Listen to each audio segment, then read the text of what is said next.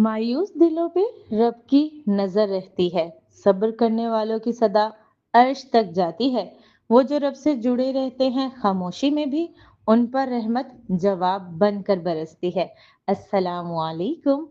मायूसी, मायूसी क्या है? कभी कभी ना दिल थक सा जाता है। हम दुआएं मांगते रहते हैं, चाहतों के दरवाजे खटकाते रहते हैं, और हर बार वो दरवाजा बंद ही मिलता है।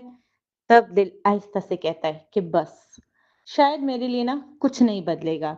यही वो लम्हा होता है जब मायूसी सर उठाती है, जब दिल समझने लगता है कि रब सुन नहीं रहा, जब इंसान खुद से कहता है कि शायद मेरे नसीब में सुकून नहीं, जब हम अपनी दुआओं के वक्त और अंदाज पर रब को तोलने लगते हैं।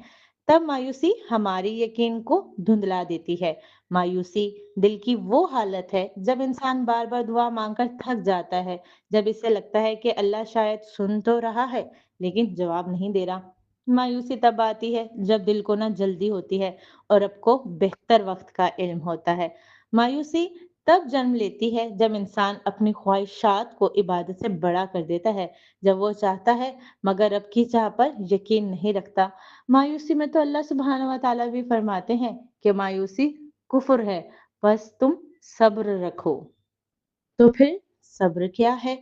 सब्र सिर्फ खामोशी नहीं है। सब्र वो रोशनी है जो मायूसी के अंधेरे में भी दिल को रब से जोड़े रखती है। सब्र वो यकीन है जिसमें इंसान कहता है, या रब, मुझे तेरे वक्त पर यकीन है। मैं मांग तो रहा हूँ, लेकिन मांगने से ज्यादा तुझ पे भरोसा कर रहा हूँ। सब्र का मतलब है ना रुकना, ना टोकना, बल्कि रब की तरफ रुख किए रखना, हुआ वक्त कितना ही लंबा क्यों ना हो जाए।